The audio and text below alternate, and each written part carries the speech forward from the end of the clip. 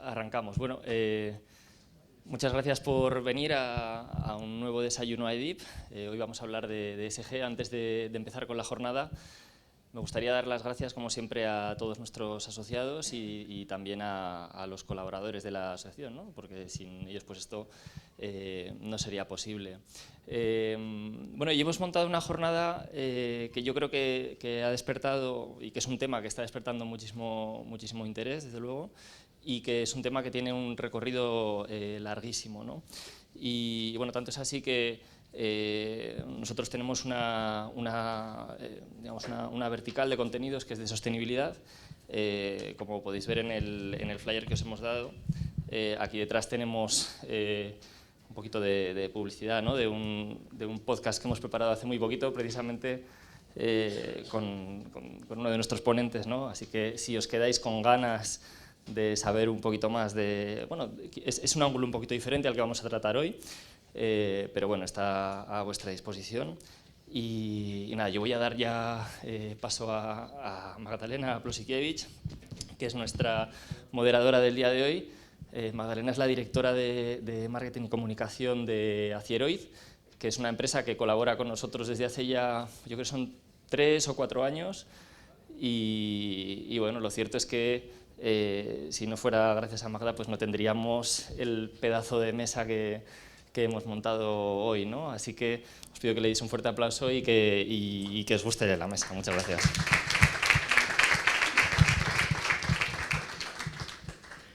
Muy buenos días, bienvenidos todos. Muchísimas gracias, José, por la introducción. Efectivamente tenemos un panel que podríamos desarrollar aquí un máster de ESG, que es Environmental Social Governance. Entonces vamos a hablar de la importancia que tienen estos 3 pilares en la inversión inmobiliaria. No solamente en la inmobiliaria, pero nosotros nos vamos a centrar en la parte medioambiental, de responsabilidad social y de gobernanza en el sector de inversión inmobiliaria. Tengo el placer de presentaros nuestros excelentes ponentes. Tenemos con nosotros a Ariadna Belver, que es economista, vicepresidenta de Wires, es autora del programa Lideratges de Onda Cero, que trata sobre la importancia, el rol y empoderamiento de mujeres en los negocios. También es directora general de Grupo Cador. Bienvenida, Ariadna. Gracias. Tenemos a Sandra Llorente, directora general de Lignumtech, Iraviterm, y también directora de innovación de Via Agora. Sandra es arquitecto y arquitecto técnico, es innovadora y especializada en sistemas industrializados, de los cuales seguramente que nos contará mucho. También participa es profesora en el grado inmobiliario de la UPM y miembro de la Asociación de Mujeres Investigadoras y Tecnológicas. Bienvenida, Sandra. Tenemos a David Sierra, que es director de proyectos y sostenibilidad de Metrovacesa. David es arquitecto por la Universidad de Valencia y ha desarrollado su carrera en los proyectos arquitectónicos dentro de promotoras inmobiliarias. Ahora es responsable de sostenibilidad y las medidas de implantación de criterios sostenibles en las promociones inmobiliarias de nueva construcción. Bienvenido, David. Gracias. Está con nosotros Apat Amonarraiz, que es director técnico de promotora Zubicities. Es arquitecto y director de promociones de Zubicities y también responsable del impacto medioambiental dentro de estos desarrollos. Antes trabajaba como responsable de proyectos en EALCA, también fue responsable técnico de Gestilar y jefe de proyectos en los estudios de arquitectura. Bienvenida, Pat. Muchas gracias. Y finalmente tenemos a Patricia Laplana, que es fundadora y directora de Asla Green Solutions y también fundadora y vocal de expansión de la junta directiva de WAS, que es una asociación. WAS viene de Women Action Sustainability. Patricia es profesora en diferentes escuelas, en la Escuela de Arquitectura y Diseño, en Madrid, también en el Instituto Europeo de Diseño en Milán. Es ponente de Green Build Europe en diferentes ciudades europeas y tiene credenciales de WELL, de LEED, de BREEAM. En general se especializa pues, en todo lo que es la consultoría en el sector ESG, en la sostenibilidad y bienestar. Bienvenida, Patricia. Gracias.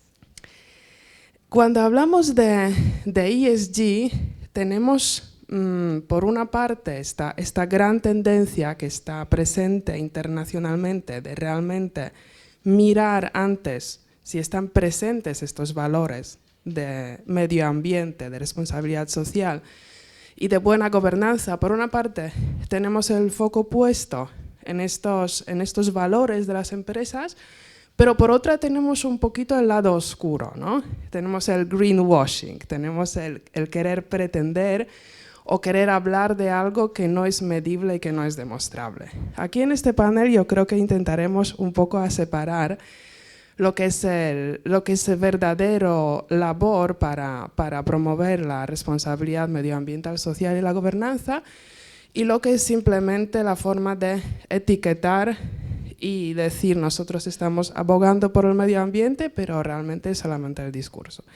Y para ello he traído una cosita para hacer un Pinocho.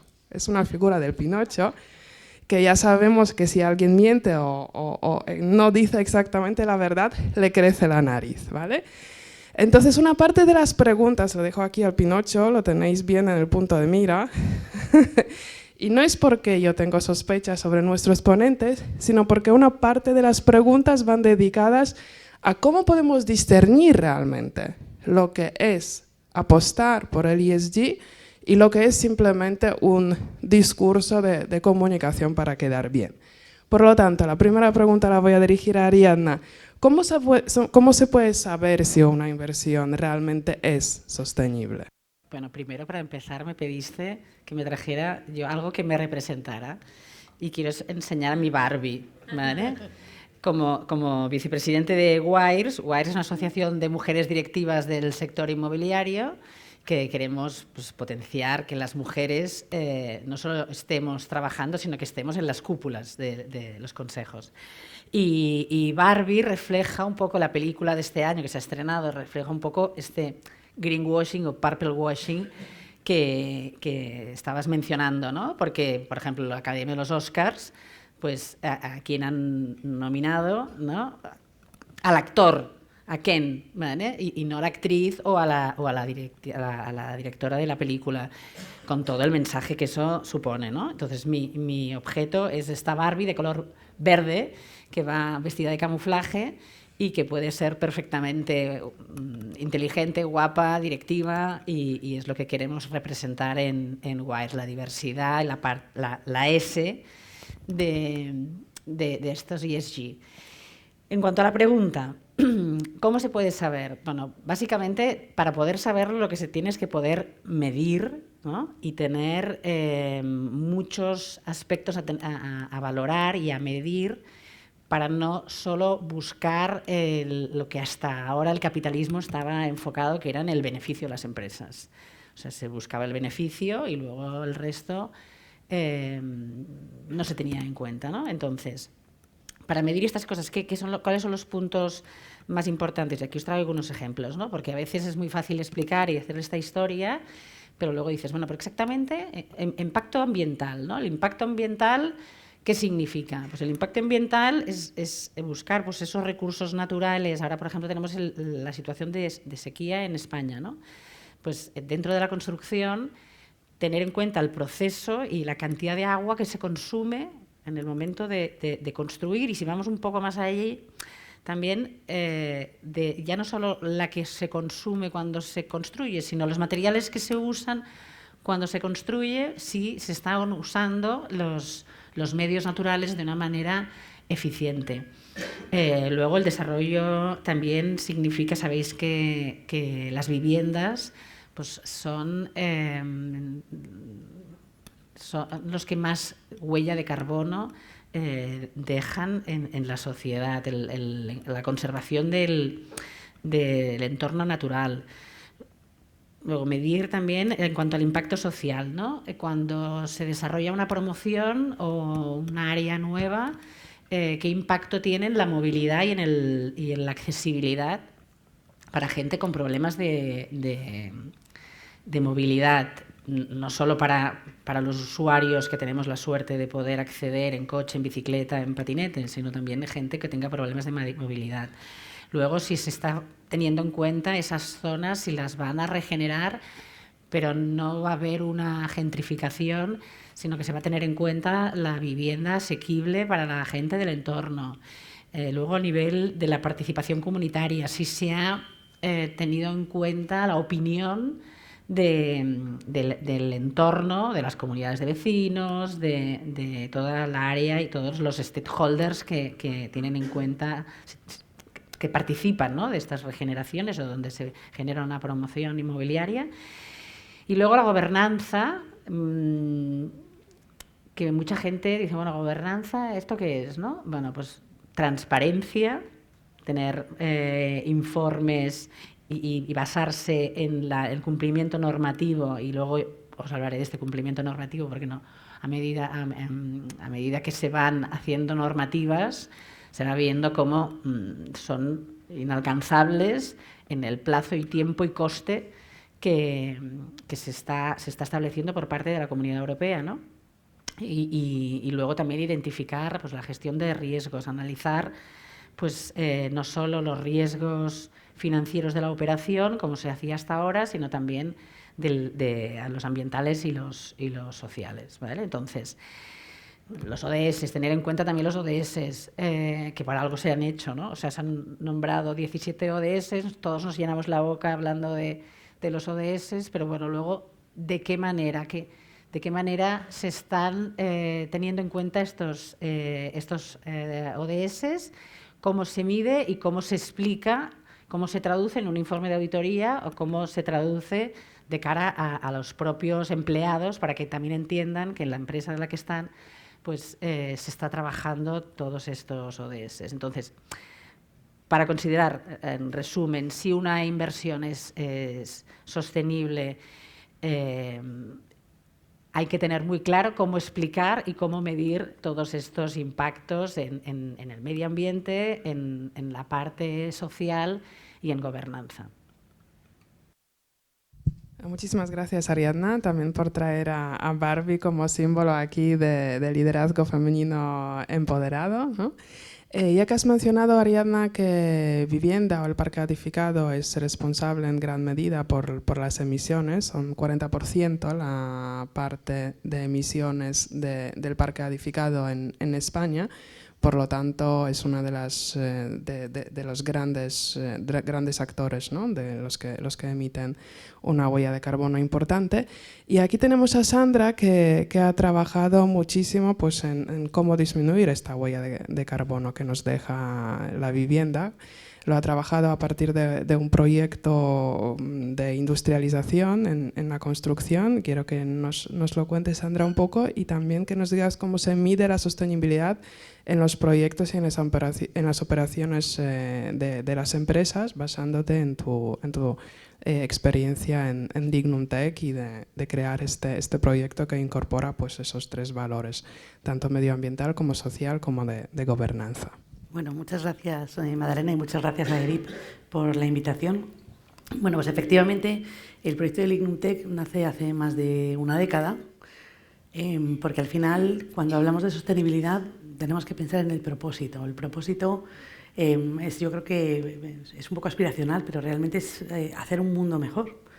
Un mundo mejor para poder tener mejor acceso a la vivienda, para poder los colectivos que ahora mismo no tienen trabajo y en nuestro sector mano de obra directa puedan entrar dentro de ese mundo laboral, para eso, tener un acceso y viviendas más saludables, para mejorar el parque inmobiliario que ya tenemos, ¿no? Ver un poco cómo podemos mejorar todo esto. Y es verdad que no es solo decir, bueno, pues vamos a ser la empresa más sostenible ambientalmente, ¿no?, sino al final tenemos que ver ese triple balance de la sostenibilidad económica, social y, por supuesto, ambiental. Entonces, hay una cosa que nosotros decimos siempre y que es muy importante, que es no hay que inventar la rueda, pero yo creo que en las organizaciones siempre tenemos que tener por lo menos alguna persona que se dedique a pensar, no solo a producir, sino a pensar, porque eso, la innovación es una inversión, no es un gasto, no es una inversión que te va a hacer que tu compañía sea competitiva en el largo plazo, ¿no? Y que la innovación es un camino muy, muy de maratón, ¿no? Es un camino largo que al principio no tiene demasiados efectos, pero que es de verdad lo que al final va a diferenciar unas compañías de otras. Yo recuerdo en algún roadshow que hemos hecho, ¿no? ¿Por qué tu promotora es diferente a las demás? ¿No? Porque es verdad que al final cuando hablamos, por ejemplo, de promoción inmobiliaria, pues tendrás mejores operesuelos, ¿no? Tendrás, entregarás unas viviendas con una calificación u otra, pero bueno, digamos que tienes que ver qué es lo que le hace diferente a tu empresa y yo creo que eso son los intangibles. Cuando hablamos de intangibles hablamos desde el buen ambiente laboral, ¿no? De cómo puedes hacer que una organización, todos los miembros se sientan escuchados, se sientan valorados, porque ellos van a aportar mucho a la mejora de la compañía, y cómo puedes innovar y pensar y tener tiempo, ya os digo, para pensar. Entonces nosotros en el año 2013, yo creo que fue, decidimos que íbamos a, montamos una fábrica de baños que bajo el paraguas de Viagora, en la empresa, creamos una empresa que era Vía Célere, y de Vía Célere colgaba Conspace, que empezamos a hacer baños en el año 2013, viendo ya las ventajas que tenía, sobre todo en gestión de residuos, en personal. Y en el año 2013 también, cuando montamos la fábrica, decidimos que íbamos a crear una fachada que fuese industrializada. Y no os voy a engañar, empezamos pensando en acero. ¿Por qué? Porque la formación de los técnicos, al final tienes mucho conocimiento del hormigón y del acero, y no tanto de la madera. Yo creo que no entraba ni en nuestros planes, ¿no? Ya cuando en el año 2015 vimos que económicamente la fachada que estábamos desarrollando era muy alta, el coste económico, vimos posibilidades y entonces, pues tuvimos en cuenta la madera y realmente a partir del año 2015 nos enamoró.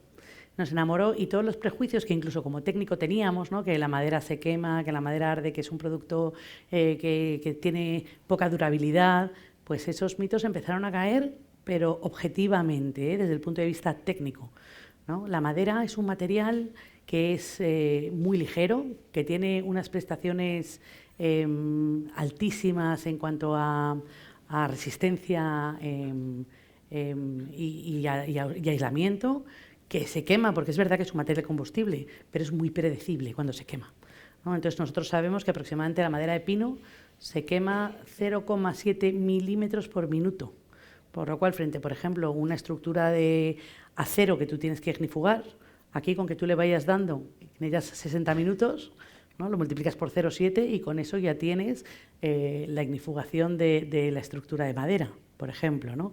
Además, la madera avisa. La madera, según se va consumiendo, toda la sección que queda sigue siendo estructural, sigue siendo portante, ¿no? Frente a lo mejor un colapso de un acero, que en el momento que tiene un coeficiente de dilatación térmica tan importante, colapsa, ¿no? y directamente el edificio no avisa. Conociendo este material, sin ser talibanes, porque sí que pensamos que la madera tiene que hibridar con otros sistemas y que hay ciertas solicitaciones que bien el acero o el hormigón hibridado con madera funciona mejor, pero sí que consideramos que es un material que ha sido de pasado, ¿no? y que va a ser absolutamente de futuro, sobre todo porque más allá de la madera serrada hay otras maderas tecnológicas que tienen unos criterios diferentes, como puede ser CLT, como puede ser la viga laminada, el LVL y un montón de maderas tecnificadas que podemos utilizar no solo para temas estructurales, sino también autoportantes, ¿no? Como es en nuestro caso la fachada, que puede ser estructural, pero puede ser solo la piel del edificio.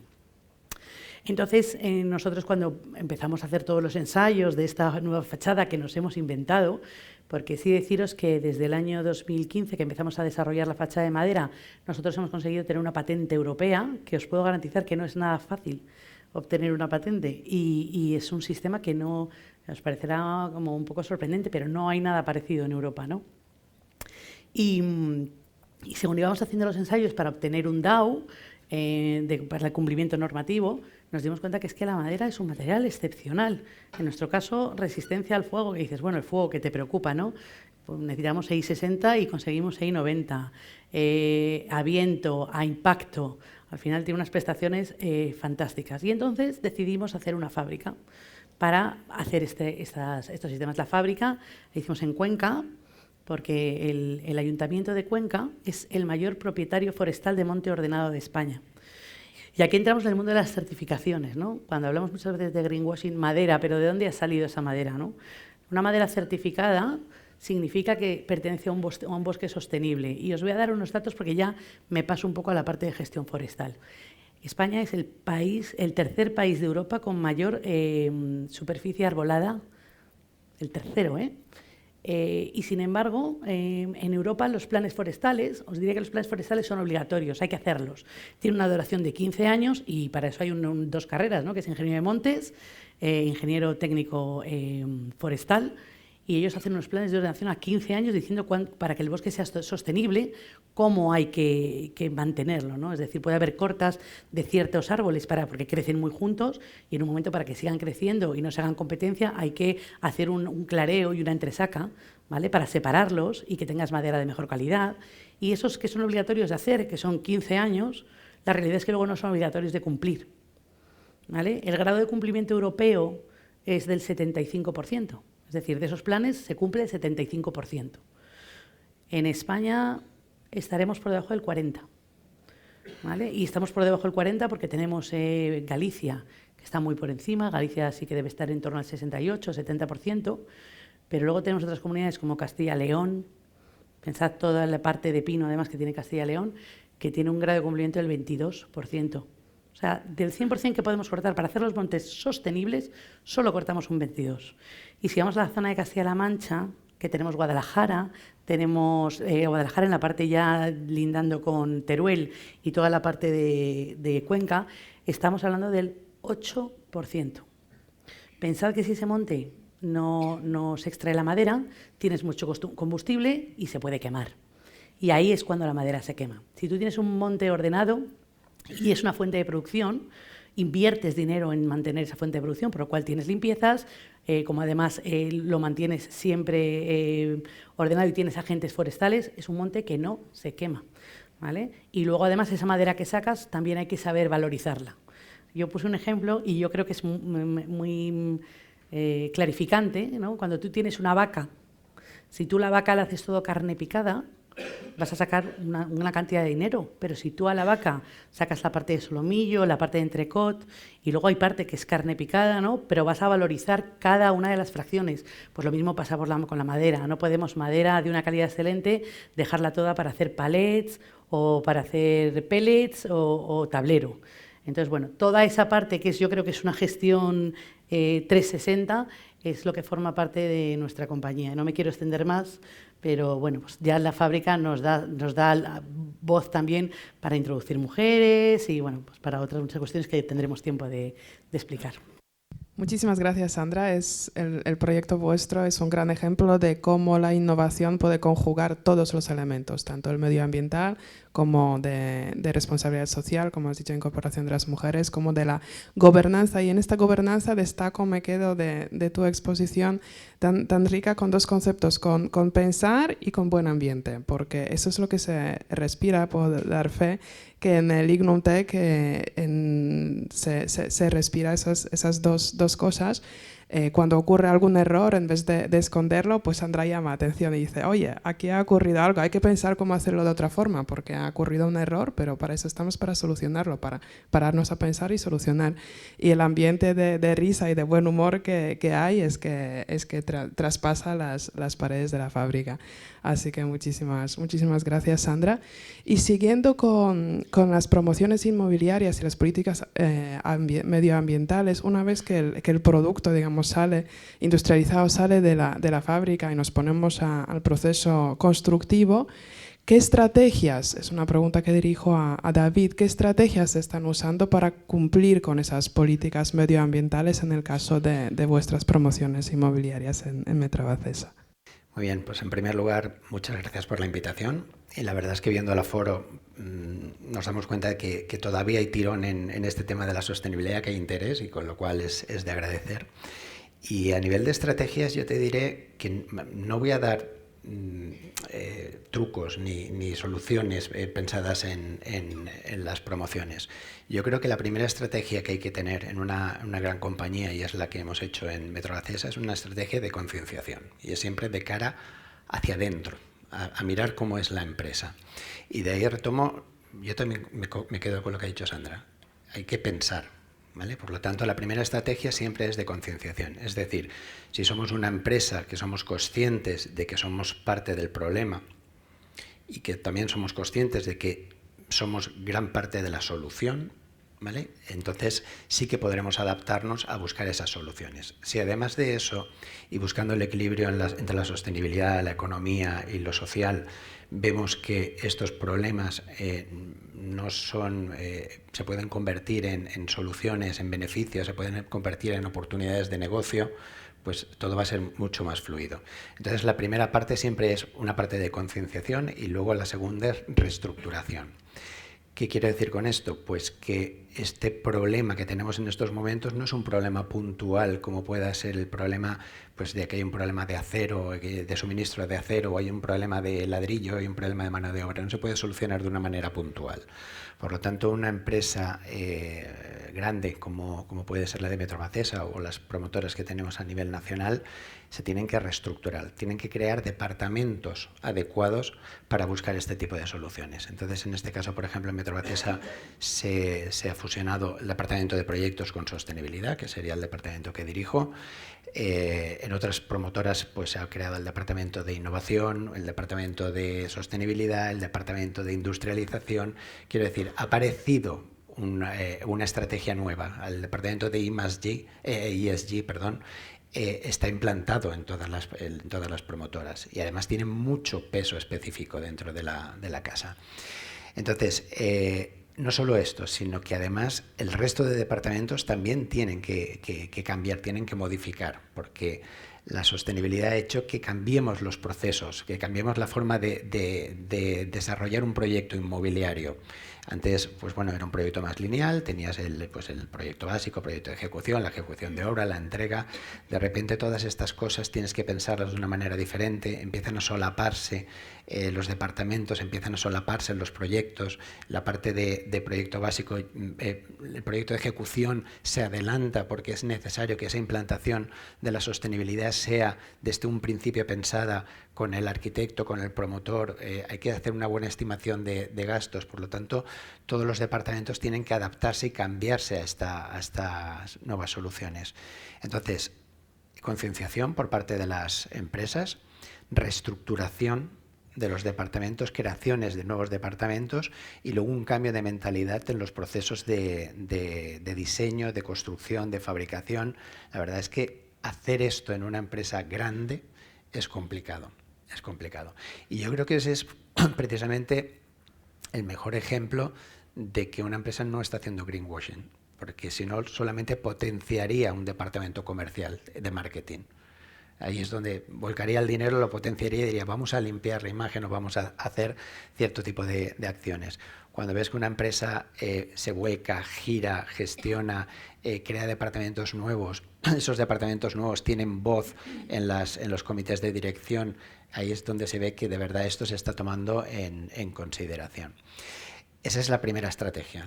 La primera estrategia siempre tiene que ser de puertas hacia adentro. Si no cambias dentro es difícil que luego puedas hacer cambios fuera. La siguiente estrategia era la que hemos hecho, ha sido la de coger información, que también se ha comentado. Es decir, es difícil plantear soluciones si no sabes qué tienes que hacer. Entonces, estos últimos años han sido de aplicar soluciones y recoger datos, valores, ver qué soluciones eran las más adecuadas, cómo reportaban, cuáles eran las que daban mejores resultados a nivel de descarbonización, de eficiencia energética, de recursos hídricos, ¿vale? Y ya con esos datos y bien analizados es cuando empiezas a tener un plan, una trazabilidad de cómo puedes actuar en las promociones inmobiliarias, cuáles son las mejores soluciones, sobre cuáles son los puntos más graves sobre los que tienes que intervenir con más prisa, porque el tiempo se acaba. En cuáles no puedes intervenir, porque a lo mejor tú tienes voluntad para intervenir en ciertas partes del proceso, pero no depende de ti, depende de los fabricantes, depende de los materiales, depende de terceros. Habrá una parte importante que va a estar en manos de los propietarios de las viviendas, que es el uso de la propia vivienda. Entonces, cuando ya tienes esos datos y sabes cómo marcar una ruta o un camino a seguir en los próximos años, es cuando ya puedes identificar cuáles son los caminos o las principales metas. Y estas ya las tenemos identificadas. Es biodiversidad, son recursos hídricos, es eficiencia energética, es economía circular. Y se me ha olvidado una, siempre se me queda una por ahí pendiente. Y evidentemente la industrialización, pero no como problema, sino como solución, ¿vale? Como vehículo que puede dar muchas respuestas a estos temas. Y a partir de ahí empezar a poner en práctica soluciones. Y además con una estrategia siempre de estratificación. Las soluciones que empezamos a aplicar en las promociones inmobiliarias no pueden ser puntuales, no podemos volcar todas las soluciones en una sola promoción y de repente generar una promoción fantástica y maravillosa, net zero, eficiencia energética máxima, con las mejores calidades, y hacer que el resto de las promociones no tengan esa consideración. Entonces, cuando se trata de promotoras a nivel nacional, en las cuales sacamos del orden de 2.500, 3.000 viviendas al año, impactamos en todo el territorio nacional, hacemos 40, 50 promociones anuales, es necesario que las soluciones que estamos aplicando sean de base, que las vayamos aplicando de manera estratificada, es decir, solución para todas, implantada, y además que formen parte ya de la base de diseño de lo que es una promoción inmobiliaria dentro de la compañía, y no sea una cosa puntual y luego a la siguiente la ponemos, no la ponemos, hacemos esta acción a nivel de recursos hídricos, hacemos en temas de economía circular, aplicamos, no, tiene que ser cotejar la solución, ver que funciona, ver que económicamente es viable, ver que esa solución tiene unas consecuencias positivas a nivel de descarbonización, a nivel social, a nivel de cliente, a nivel medioambiental, e implantarlas de base y que formen parte ya de la forma de construir o la forma de diseñar de la propia compañía. Yo creo que esas son las estrategias, primero la interior y luego que esas interiores que estén bien aplicadas se repercutan y tengan consecuencias al exterior. Muchas gracias, David. Efectivamente, las políticas de concienciación no comienzan por poner un fondo de pantalla de bosque para las presentaciones comerciales, sino comienzan por una reflexión y una reestructurización interna profunda y por esta adquisición de conocimiento y por ese constante aprendizaje, del cual estabas hablando, de que el long life learning no solamente aplica al individuo, pero también aplica a la empresa que se tiene que adaptar. Y en todo lo que has explicado de reestructurización vuestra, pues tiene obviamente una parte muy importante de gobernanza, de una redefinición de estructura de la empresa. Si vosotros os enfocáis más en promociones inmobiliarias, digamos en edificios, ahora vamos a escalarlo al barrio y a unos desarrollos que promovéis vosotros en Zubicities, APAD, y quiero que nos expliques cómo estos desarrollos vuestros integran las políticas sociales, las políticas de inclusión, de participación, cómo co-creáis los barrios con sus potenciales usuarios finales. Ok, buenos días. En primer lugar, gracias por la invitación a EDIP. Creo que es bueno poner en contexto de taxonomía social. Todo lo que estamos hablando de ESG al final se engloba dentro de taxonomía y la propia taxonomía potencia todas las inversiones que sean de impacto social positivo, ¿no? Y desde luego en el ámbito inmobiliario también. Eso está generando que actualmente nos estemos alineando todos, tanto los inversores como las certificaciones y las normativas, y creo que es una oportunidad única que tenemos de poder impactar de forma exponencial con respecto a lo que veníamos haciendo, ¿no? Por fin yo creo que hay una alineación global y tenemos que aprovecharla entre todos. En esa taxonomía social se definen 3 objetivos que os leo. Trabajo decente, nivel de vida adecuado y bienestar para los usuarios finales. Comunidades y sociedades inclusivas y sostenibles. Pues bien, esa participación o inclusión que comentas, creemos que son los ejes para poder obtener esos objetivos, para poder conseguirlos. ¿Cómo lo hacemos? Con la co-creación, la participación ciudadana y la co-creación que nombras. Esa co-creación, al final, lo que hacemos es confiar en las personas. Creemos que las personas son el centro de nuestra actividad. Trabajamos por y para las personas. Y las personas, además, están preparadas, y no solo están preparadas, sino que solicitan un cambio en las formas de vida. Un cambio... ¿Soy yo? Vale. Un cambio en las formas de vida y un cambio en la forma de entender los edificios y los barrios. Nosotros, en esos talleres de co-creación que realizamos, ponemos en contacto a expertos, a políticos, a inversores y, desde luego, a todos aquellos... Sí, soy yo. A todos aquellos que van a vivir en un futuro en nuestro barrio, el barrio La Pinada, o en los edificios que estamos realizando, que son edificios que estamos haciendo como punto de partida y proyectos piloto para aprender con esas experiencias a todo lo que vamos a proponer en el barrio La Pinada. ¿Qué consigue este proceso de co-creación? Pues 3 temas principales. Crear un proyecto que cumpla las expectativas de todos. Estamos uniendo a todos los agentes que intervienen en la creación de un barrio o en la creación de un edificio. Crear una comunidad cohesionada. Es importantísimo que sea participativo, porque eso es lo que nos hace que dinamicen todo el entorno donde ponemos el barrio o donde implantamos un edificio. Y, por supuesto, crear una comunidad formada. Tenemos esos talleres de co-creación que con la intervención de expertos al final hace que ese entendimiento y ese conocimiento interno que comenta David, ¿no? Al principio lo primero que tienes que hacer es que todo el mundo se alinee con los objetivos que podemos obtener. Eso está en diversas escalas, o sea, podemos hacer estos talleres de co-creación y los hacemos tanto en el barrio como en los edificios que estamos generando. ¿En qué fases hacemos esa co-creación? Creemos que es muy importante y de ahí viene la filosofía de nuestra empresa, de en todo el ciclo de vida del edificio poder participar en esa co-creación y hacer que todos los agentes intervengan. ¿Cómo? Hacemos unos edificios que realmente nos quedamos en propiedad y gestionamos. Por lo tanto, en el ciclo de vida de todo el edificio, desde el momento inicial de creación del edificio, en ese pensar que comentabais, hasta el final del ciclo de vida, tenemos una participación ciudadana. Tenemos 3 fases. Un análisis preliminar. Hacemos un estudio de viabilidad. Por supuesto que los proyectos tienen que ser viables económicamente, tienen que ser rentables, si no, no sería escalable. Y lo que queremos es generar un máximo impacto con una escalabilidad de los proyectos que realizamos. Desde luego, generar un conocimiento del impacto que queremos generar en cada uno de nuestros proyectos, tanto en los proyectos que tenemos puntuales de edificios como del propio barrio.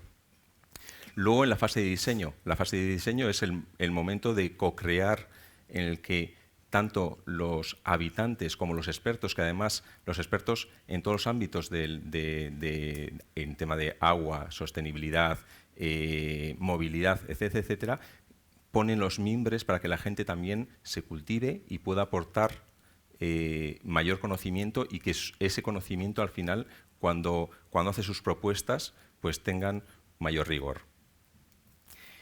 Y la fase de operaciones. La fase de operaciones es en la que os comento, muy importante para nosotros, esos edificios que son build to rent.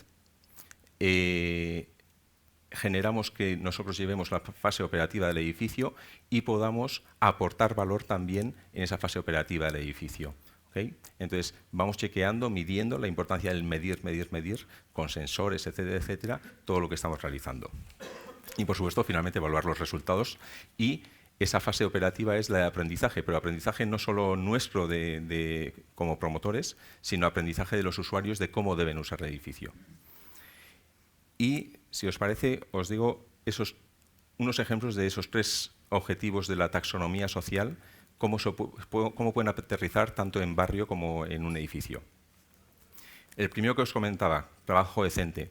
Vemos que los usos mixtos son los que pueden generar ese trabajo de cercanía. A nivel de escala de barrio, ¿cómo lo hacemos? Pues en el barrio, en la filosofía de la ciudad de los 15 minutos, ¿no? Al final es mucho más sostenible, emite mucha menos huella de carbono, pero también genera una mayor felicidad de las personas por esa cercanía que tienen con el trabajo, etcétera, ¿no? Eso a nivel de barrio. A nivel de edificio también hacemos unas propuestas en las que el propio edificio, desde la propia vivienda que tiene esas zonas que puedes estar teletrabajando o espacios de coworking que tienen en el propio edificio, que además aportamos a la ciudad, que también creemos que esa permeabilidad con la ciudad hace que enriquezca el edificio. Eso hace también las propuestas mucho más resilientes, ¿no? Al final te puedes acomodar y tiene la capacidad de cambio el edificio como para poder, en cualquiera de las situaciones que se puedan generar, pues tener una respuesta más conveniente. El segundo, el nivel de vida adecuado y bienestar para los usuarios finales, que es el segundo objetivo de la taxonomía.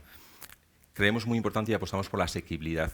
La asequibilidad, otra vez, a lo largo de todo el ciclo de vida. Creemos que ese análisis es muy importante, todo el ciclo de vida. ¿Por qué? Esa asequibilidad la podemos potenciar con la sostenibilidad. La sostenibilidad es asequibilidad. Realmente es un ahorro no solo de huella de carbono, sino que también tenemos un ahorro económico en el hecho del ahorro de eficiencia energética que comentaba David, ¿no? Y luego, nuestra apuesta es Build to Rent.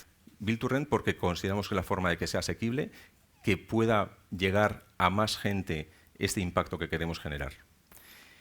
Y finalmente, el tercer punto de los objetivos de taxonomía. Comunidades y sociedades inclusivas y sostenibles. ¿Inclusivo cómo? Generamos una tipología de vivienda, tanto en el barrio como en las propuestas que hacemos de edificios piloto, en el que la diversidad en la tipología de viviendas genera también diversidad en la gente que los habita, y eso también enriquece a las personas. Y lo que decíamos antes, la relación con la ciudad. Abrimos nuestros edificios y nuestros barrios al resto de la ciudad, que también nos va a enriquecer.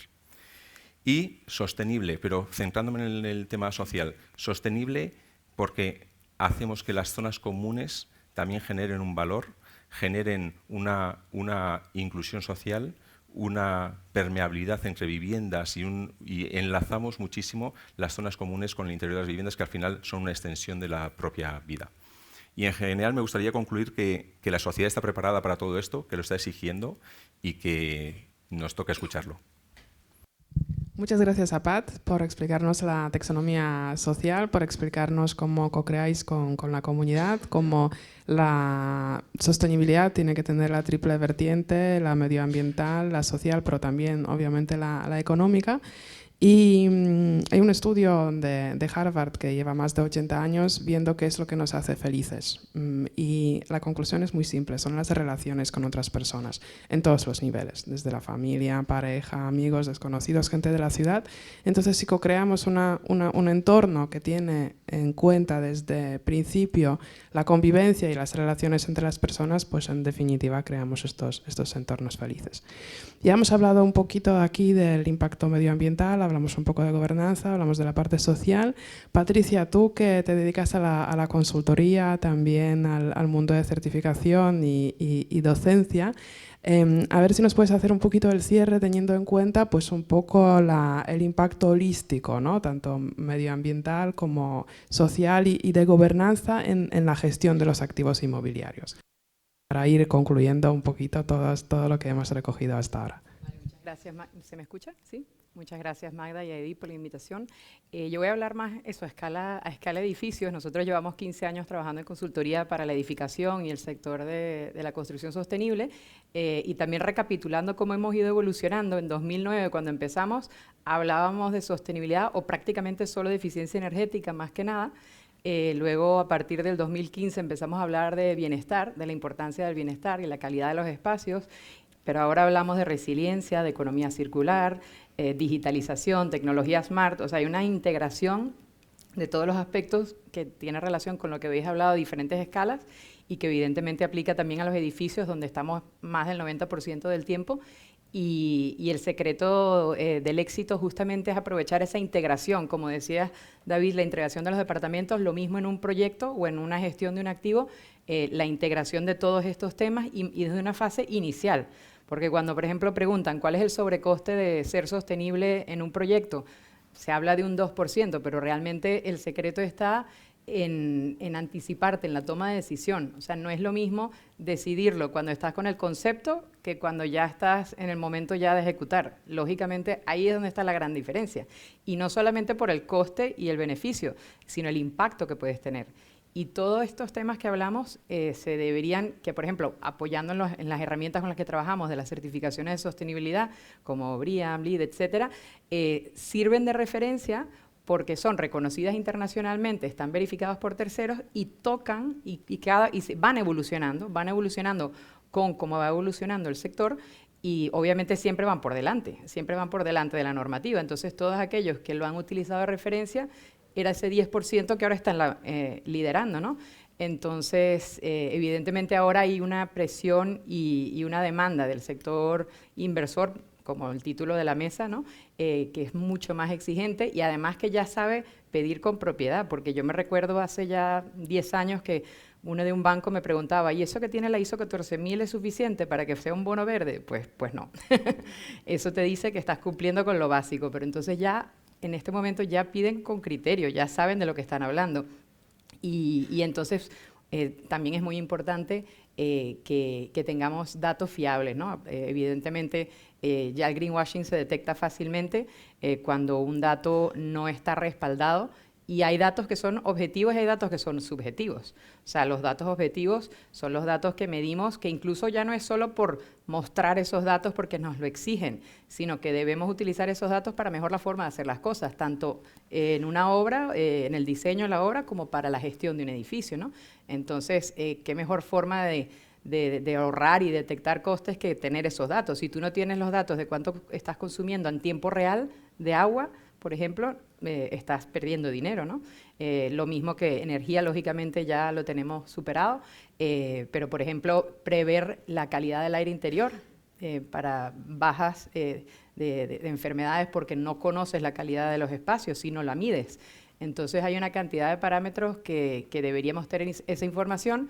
Hay otros que son más subjetivos, pero que también valen, que también lo comentaremos al final, un poco esa relación con el usuario de los edificios, o sea, hacer encuestas, ¿no? O sea, todo el mundo hace una encuesta de satisfacción, pero ¿qué tal si le integras también aspectos ambientales, ¿no? De la parte del confort, donde tú misma puedas prever y anticiparte, igual que haces un mantenimiento preventivo, pues esto es igual, o sea, prever y anticiparte a esas reclamaciones y esas quejas, porque al final el objetivo es mejorar los espacios en los que estamos, ¿no?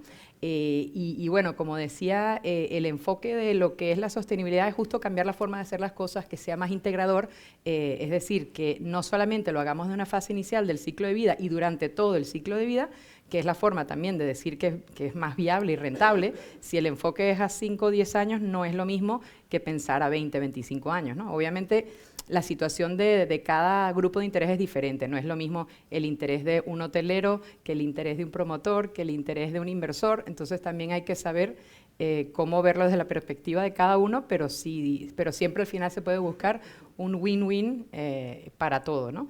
Y para todos. Y bueno, en la parte de la gestión holística es muy importante integrar no solamente este diseño, concepto integrador de todos los expertos, sino también integrarlo, por ejemplo, con la gestión del proyecto, con el project management, con la gestión del cambio. O sea, si vas a hacer, por ejemplo, un cambio de una sede, de un edificio a otro, no vale que por separado esté la consultoría de sostenibilidad, la del bienestar por otro lado del diseño, luego la gestión de la obra por otro lado y la gestión del cambio con recursos humanos por otro lado. El secreto del éxito, porque yo lo he visto en los proyectos en los que lo integran, son los que tienen éxito, son los que involucran al usuario final y se anticipan o le enseñan cómo funciona un edificio. O sea, hay edificios súper innovadores que han invertido mucho en tecnología smart, pero si esa tecnología smart luego no se utiliza o no se sabe utilizar, pues evidentemente no tiene un impacto, ¿no?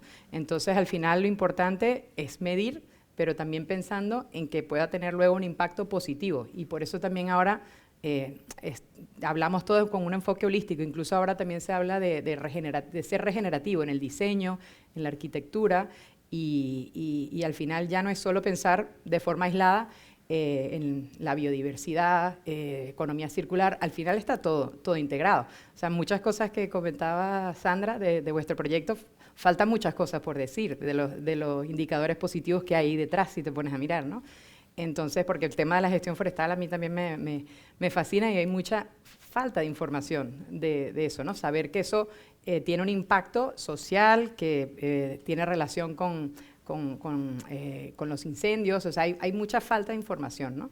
Entonces, bueno, lo importante es que al final todas las decisiones se toman desde un inicio y la buena gobernanza se note, porque la buena gobernanza en una empresa, en un proyecto también se nota. O sea, se nota a escala de proyecto, las tomas de decisiones, la forma en que se transmiten las cosas, también se nota cuando hay una buena gobernanza. Muchas gracias, Patricia. Pues algo de trabajo de sensibilización y evangelización se habrá hecho, ¿no? Si las entidades financieras o los inversores ya saben pedir con criterio, el greenwashing ya se detecta con más facilidad, ¿no? Y hay este nuevo enfoque holístico que enseña que realmente no podemos abarcar cosas por pequeños pedazos, sino es todo un conjunto. Ya habéis mencionado varios de vosotros, David, Sandra y tú, Patricia, que vamos a cerrar este panel con una reflexión. ¿Y qué pasa con el usuario final, ¿no? Para cerrar este círculo? ¿Cómo hacerle partícipe, cómo hacerle responsable de que toda esta inversión sostenible que se ha hecho en el inmueble, en la promoción, pues él realmente haga un buen uso de ello? Os pediré una respuesta breve porque queremos reservar también tiempo para las preguntas del público. Así que brevemente, ¿cómo hacemos responsable medioambientalmente al usuario final? Ariadna.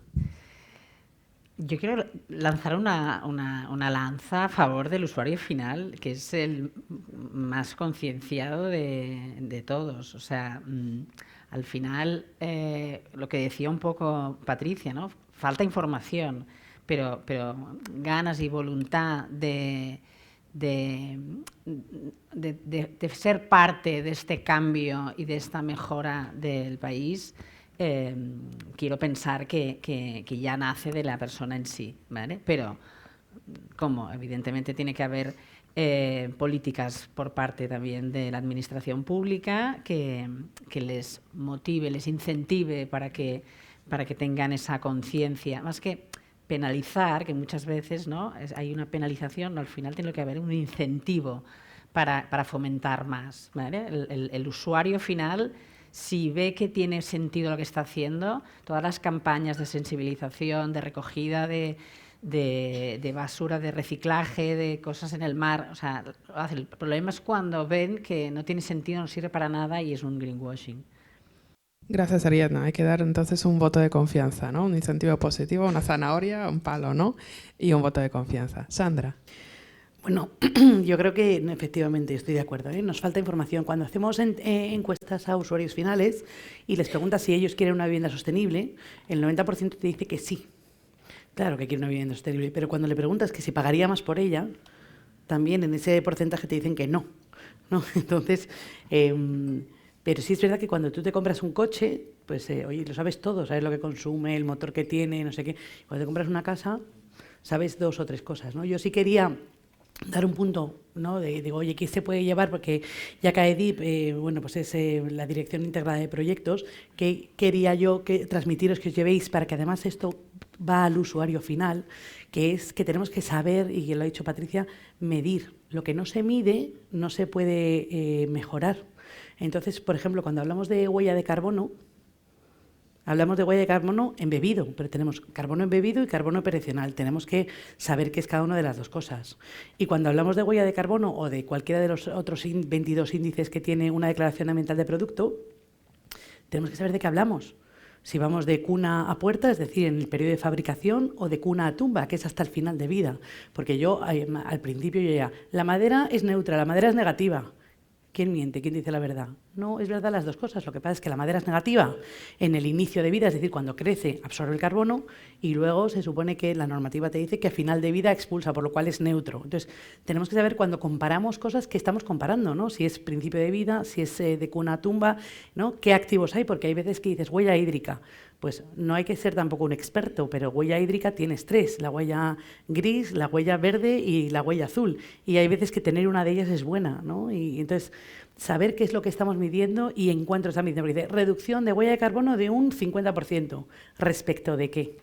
¿No? Y qué alcance estamos teniendo. Entonces, yo creo que tenemos que tener nosotros, como técnicos, muy claros esos datos y luego poder transmitírselos al usuario final, porque ahí es donde sí que nos pueden colar un poquito la parte de greenwashing, ¿no? Te dicen, no, yo lo tengo y es un 50% de ahorro, pero ¿con qué lo estoy comparando? Si estoy comparándolo con cómo se hacía un producto hace 40 años, Pues a lo mejor sí, pero a lo mejor en los últimos 10 años no, ¿no? Entonces yo creo que nosotros como técnicos, y cuando vamos a pedir un producto, un sistema, y nos dan unos ítems, tenemos que rascar un poco más y saber dónde estamos y dónde llegamos, y luego saber eso con un buen departamento de marketing, transmitírselo al cliente final, ¿no? Ya en algo que es realmente objetivo. Muchas gracias, Sandra. Ahora os voy a dar una exclusiva, espero que todos los medios de comunicación la capten. Lo que decía Sandra de que el usuario final no estaba dispuesto a pagar más por una vivienda más eficiente en términos de eficiencia energética, pues como forma parte de un estudio de la Universidad Politécnica de Cataluña, Enervalor, la última encuesta que no está publicada aún, demostrará que sí, que por fin el usuario final está dispuesto a pagar este pequeño diferencial o grande diferencial. Vamos a ver los detalles. Los usuarios finales están dispuestos ahora a pagar más por una mayor eficiencia energética. David. Bueno, pues yo voy a ser un poco más pesimista que mis compañeras, porque yo creo que es porque desde enero soy presidente de mi comunidad de vecinos y telita. Entonces, a ver, por una parte, evidentemente la información es importante, ¿vale? Pero luego hay una responsabilidad del usuario por el mantenimiento de su propia vivienda y de los elementos comunitarios. Yo creo que esa parte, la parte de los derechos que exige el cliente, están clarísimos. Queremos árboles, queremos jardines, queremos zonas comunitarias, pero hay que mantenerlas, hay que cuidarlas, hay que hacer rehabilitaciones cada cierto tiempo. Y esa parte de la comunidad es la que no entienden, porque lo estoy sufriendo. Cuando dices hay que arreglar la fachada que es de todos, te dicen no, a mí eso ocurre en el quinto, yo vivo en el primero. Entonces, sí, información sí, evidentemente hay que dar mucha información. Pero también tienen que tener esa responsabilidad del mantenimiento final, porque nosotros hacemos edificios muy sostenibles, muy preparados, con eficiencia energética, pero luego eso nosotros lo hacemos en 3 años, o un proceso de 5 años. Pero es que luego la vivienda va a durar 50, 60, 70 años. Concienciación tiene que haber, evidentemente, educación, y no se educa a los clientes o a los ciudadanos de la noche al día. O sea, hay casos, y todos lo conocemos, la tabiquería de cartón yeso, mal llamada Pladur, ¿vale? Porque al final Pladur es una marca comercial. Pero yo recuerdo cuando empezamos a aplicar estos materiales, nos echaban pestes. Decían de nosotros los promotores que es que éramos unos ladrones porque eso hacías así, lo rompías, tal. Después de 15, 20 años de aplicar un material bueno, pues ahora todo el mundo, tú le preguntas y te diría, vamos, te lo dije yo desde el principio que era así. Y eso ocurre. Esto va a pasar también con la sostenibilidad, ¿vale? Esto, el día de mañana, dentro de 20 años, todos los clientes dirán, eso yo ya lo sabía, eso yo ya lo dije en su momento, pero no ahora. Por lo tanto, educación. Y luego un poquito de mano dura también va a ser importante. Es decir, el hecho de que va a haber un momento en el que tú no puedas vender o alquilar la vivienda si no tienes una certificación energética con un grado determinado. Ahí, evidentemente, la gente cambiará los cristales, cambiará las carpinterías, ajustará, cambiará las eficiencias energéticas de sus aparatos. Por lo tanto, información, educación, un poquito de caña también. Gracias, David. Aquí Ariadna estaba con la zanahoria, David está con el palo, pero también con la educación, también con la formación y con las directrices europeas a cumplir, ¿no? Con la nueva taxonomía. Apat.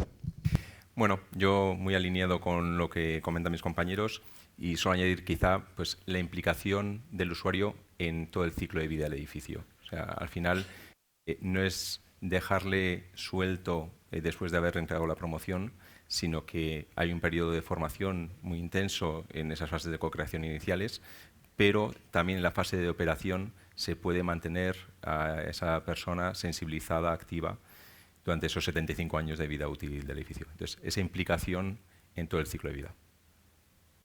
Muchas gracias, Apat. Patricia.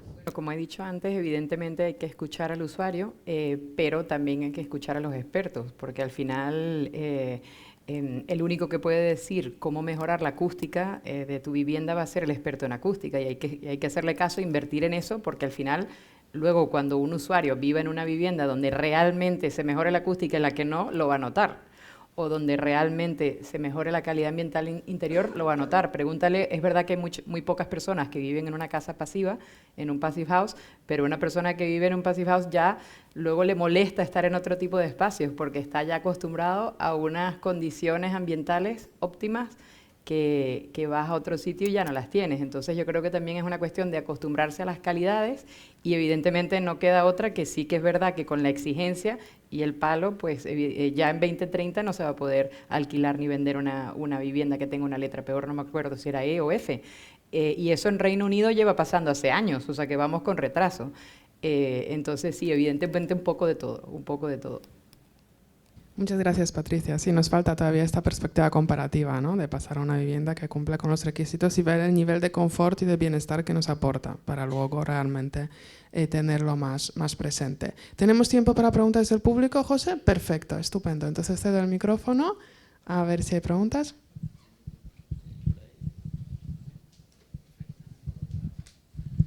Buenos días, soy Alberto Yagüe de All Global Project Management. Y en primer lugar quería felicitar a Magda y a José por la organización y felicitaros a los 5 porque habéis estado excepcionales. Quería plantearos un reto muy cortito a los 5. Cuando nace una empresa se fundamenta en 3 pilares básicos: misión, visión y valores. ¿Cómo convenceríais a un presidente, accionistas, CEO y comité de dirección para incluir la E, la S y la G dentro de esa misión, visión y valores? Con unas pequeñas pinceladas cada uno, un eslogan, Pero si queréis empiezo yo. Si creara ahora mismo, sería muy fácil de convencerlo, porque es que no hay otra. O sea, sí o sí, ¿vale? El problema es las empresas más antiguas que tienen unas estructuras, lo que mencionaba antes David, ¿no? De cómo cambias de esta empresa, el coste que genera a nivel de estructura y todo esto. Pero ahora mismo, o sea, no puedes crear ahora mismo una empresa sin tener esto en el primer punto del orden del día de todas las reuniones. Yo creo que un comité de dirección tiene que venir motivado de casa.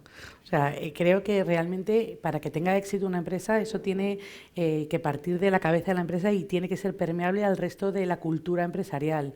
Pero desde luego, como he dicho en principio, es una inversión, no es un gasto. Y es verdad que es una inversión a medio y largo plazo. Entonces, una empresa que necesite unos resultados muy importantes a muy corto plazo, pues obviamente no va a ser una empresa sostenible, ¿no? Pero una empresa que se plantea unos objetivos a medio y largo plazo, si quiere ser competitivo, desde luego tiene que implementar estos principios. Más allá del convencimiento de cambiar el mundo, que yo creo que realmente es lo que todos, ¿no? tenemos además esa obligación de pensar por lo menos en cómo hacerlo, es que es realmente lo que va a hacer que la empresa sea diferencial y competitiva en el medio y largo plazo. Yo sigo con la de cal y con la de arena. Yo empezaría intentando motivar de que es importante, que es una oportunidad de negocio, que es beneficio, y acabaría a lo mejor la reunión diciendo que la taxonomía está ahí, que si no cambiamos el dinero va a salir más caro. Yo un poco alineado con David. Ahora es muy fácil responderte. Exigencia a nivel de Europa, taxonomía europea. Entonces, seas verde por ADN o seas verde porque te lo exige la normativa, lo bueno es eso. Al final hay una figura que está exigiendo que seamos todos verdes en las inversiones, ¿no? Entonces, al final, inversión, necesidad de inversión, por lo tanto, o caducas o te mueves o caducas. Bueno, primero diría saber de lo que estamos hablando, porque a veces te sorprenderías en empresas donde ya se hacen cosas de impacto positivo, pero simplemente no se están midiendo o no se resaltan, y luego, pues que no queda otra. Cuando vaya a pedir una inversión, es que ya se lo van a exigir. Entonces, ya se lo van a exigir y de una forma muy, muy clara, ¿no?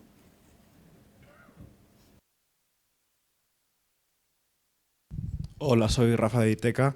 Pues yo hilo un poco con la última pregunta que ha hecho Magda sobre el usuario final y me gustaría saber, esta pregunta va un poco más para Pat, pero el resto también podéis contestar. El usuario final me gustaría diferenciarlo, el del Bin to Rent, es decir, el que alquila, comparado con el propietario, ¿no? Que tiene un sentimiento más de pertenencia. ¿Cómo actúan con este tema del ESG y la eficiencia energética y demás con estos inmuebles en los que viven el que alquila y el propietario? Sí. Yo te puedo hablar del Build to Rent, que es en lo que estamos embarcados. Al final, esa implicación que generas con ese usuario final, cuando estamos generando este barrio, años antes estás creando un entorno de participación, de sensibilización y de educación, que simplemente con eso ya toda la gente está muy sensibilizada en la necesidad y en el beneficio de esta sostenibilidad, ¿no? en todos los ámbitos, ESG. Y por eso apostamos por el Build to Rent, porque nos quedamos la fase operativa del edificio y esa sensibilización podemos ir monitorizándola a lo largo de la vida del edificio. Por lo tanto, es tan importante el medir, para poder hacer algo, como lo que decías tú, ¿no? Que había veces que, o no sé quién lo ha dicho, al final implementas muchísimas soluciones de medición, pero realmente el usuario final no sabe qué hacer con ello. Por eso ese acompañamiento a lo largo de toda la vida del edificio consideramos que es importante. Aportar una cosa para el tema de la propiedad, o sea, del que es propietario, ¿no? Yo también he sido muchos años presidenta de Escalera y he tenido que sufrir también las reformas de las fachadas y vuelvo otra vez a lo que os decía antes. Al final tienes que dar un incentivo porque o sea, igual como los edificios duran muchos años, también el propietario va cambiando, no siempre se mantienen los mismos. Entonces, te encuentras con perfiles pues, de gente mayor que está pagando pensiones, te encuentras con perfiles de gente joven que acaba de empezar y que está pagando la hipoteca y no puede, y luego pues, los que tenemos la suerte de que pues, nos van bien las cosas y podemos pagarlo. Entonces, aquí tiene que haber una fase también de ayudas por parte de administración pública. Luego, por ejemplo, yo me he encontrado con bancos que hasta hace muchos años no daban créditos a las comunidades de propietarios porque era un lío, porque había 50 o 60 propietarios y eran pequeñas aportaciones que eran, ahora lo ven clarísimo, que dar un crédito a una comunidad de propietarios van a cobrar seguro, porque ellos son los primeros interesados en que se rehabilite, ¿vale? Y eso también permite que se puedan financiar obras que tienen pues, un impacto en que al final el consumidor final claro que quiere tener una casa bonita y quiere que no tenga, pues, que tenga una eficiencia energética estupenda, pero si no puedes pagar, entonces tiene que haber un poco no solo concienciación, información, educación y ayudas, ¿no? para permitir que la gente lo pueda hacer.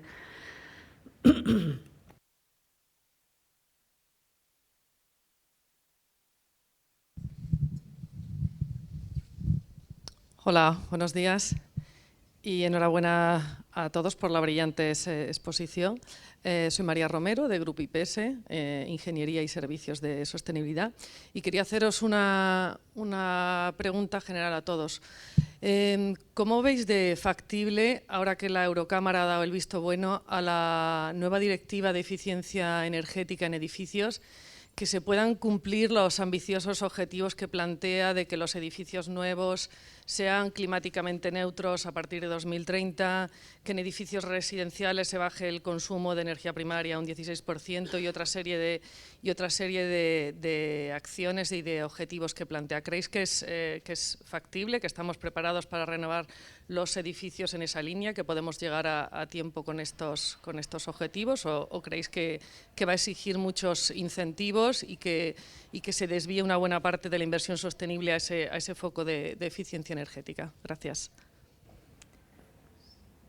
Si queréis, una cosa que os quería explicar desde WIRES forma, desde hace un par de años, forma parte de la COE, y yo personalmente represento a WIRES en la comisión de RSC, ¿vale? Y hace unas semanas nos comentaron que ya se han puesto en marcha muchas solicitudes, no solo por parte de España, sino también Alemania, Italia y Francia, en pedir un aplazamiento no solo de esta, sino de varias directivas que se tenían que cumplir en unos plazos determinados, porque sobre todo no el sector de la construcción o lo inmobiliario es un sector de máximo riesgo y de máximo impacto sobre la sostenibilidad, sino el energético. O sea, el sector energético es el que está en el top of the top. Entonces, se está trabajando desde diferentes patronales para que el Parlamento Europeo, las directivas, se empiecen un poco a convertir en más realistas, porque, insisto, o sea, hace falta mucha inversión para no solo tiempo, porque luego es otra cosa, ¿no? Es decir, estamos preparados todos los países en este plazo, todos los edificios, ponerlos, o sea, es que se necesitaría un montón de mano de obra que también no hay, o sea, que al final, un poco, a mí la sensación que me da por lo que escucho desde COE, por ejemplo, es que van a pedirse aplazamientos y luego, sobre todo, habrá unos parámetros en cuanto a qué empresas, qué edificios, o sea, no será para cualquiera, todos y a la vez, porque es que es inviable, yo creo, ¿eh? Desde mi punto de vista, pues difícil también, lo veo difícil, pero al final es un toque de atención para llamar la atención y empezar a actuar. Y realmente uno de los problemas también no es solo el cumplir, sino que aunque haya dinero, aunque haya ayudas, que ahora hay muchas, el problema es cómo se están gestionando y que el dinero no llega o no va a llegar a los que tienen que llegar. Y eso yo lo he visto ya antes. O sea, yo me recuerdo en 2010 con el Plan 2000S que se supone que se iban a rehabilitar con el modelo de servicios energéticos 2.000 edificios públicos. No funcionó. Y luego dinero que venía del BEI, del Banco Europeo de Inversiones, al final lo canalizaban los bancos tradicionales y pedían las garantías tradicionales y no le daban el dinero a las comunidades de propietarios. Entonces, ese era el problema. Y luego, en ese momento, yo estaba colaborando con un fondo de capital riesgo que sí que invertía, se arriesgaba a comunidades de propietarios justo porque le veía un buen pagador y se enfocaba en el proyecto. Y eso también, proyectos de rehabilitación energética, porque el problema es cuando empiezas a meter factores que no son eficiencia energética, ya haces que ese proyecto no sea bancable, como dicen.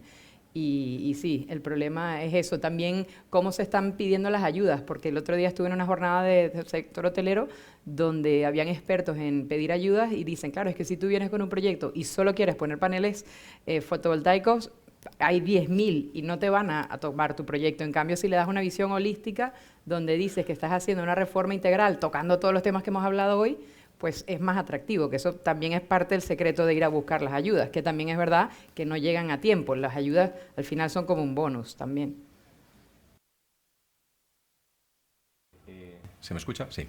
Mi opinión es que tendríamos que alargar un poco los plazos de retorno de las inversiones. O sea, está claro que necesitas una mayor inversión en CAPEX, lo que inviertes ahora en generar un nuevo edificio, pero esa inversión que tienes de más retorna en la fase operativa del edificio. Entonces, si los inversores tuviesen una visión más a medio-largo plazo, recuperarías y tendrías un retorno, solo que no en una visión cortoplacista. Lo que es obra nueva es más fácilmente implementable, ¿no? Cuando hablamos de rehabilitación tenemos que distinguir los edificios que son patrimonialistas, ¿no? Que es más fácil la gestión porque es única, y los edificios que son comunidades de propietarios, que efectivamente son sucursales del Averno.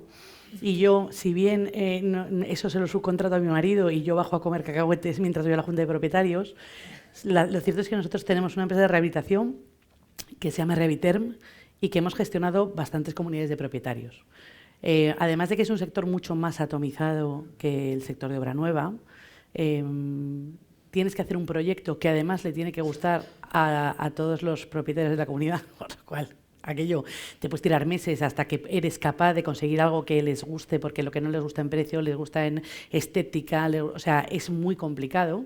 Y luego lo presentas y nosotros tenemos más de 20 expedientes en la Comunidad de Madrid, y solo hemos recibido respuesta de uno pidiéndonos una documentación que ya habíamos enviado en la primera, y eso es todo lo que hemos recibido en el último año, ¿no? Por lo cual, sí es verdad que que los propietarios únicos de edificios en Build to Rent sí quieren esas ayudas, porque sí que quieren hacerlo, pero fíjate qué casualidad que esas ayudas no van a propietarios únicos. Por lo cual es un poco, que yo creo que por donde tenían que haber empezado, ¿no? A rehabilitar esos edificios que sabes que vas a tenerlo fácil a la hora de tomar la decisión, de ver muy claro cuáles son los retornos de inversión y lo puedes hacer rápido. Esos los han excluido, por lo cual efectivamente las comunidades, desde que la primera visita que tú le haces hasta que por fin se decide, puede pasar un año, que eso al final para la empresa que está haciendo bueno, pues el proyecto y demás, pues es un desgaste y es un monto económico bastante importante. Y luego una vez que tú lo presentas, que sabes que puedes pedir el 50% inicial para antes de hacer el proyecto, no te dan ni respuesta de los... entonces, bueno, pues a día de hoy te diría que la obra nueva sí, y la parte de rehabilitación o cambia la normativa y cambia la manera de crear de hacer esos fondos, o lo veo muy, muy, muy complicado. Yo, como presidente del Averno, de mi comunidad, hablé con Reviter para mi edificio. Yo vivo en La Latina, un sitio fantástico, maravilloso. Está protegido el edificio. No puedo hacer nada. Nada. ¿Qué va a pasar con ese edificio? No lo sé. A nivel de eficiencia energética, nada.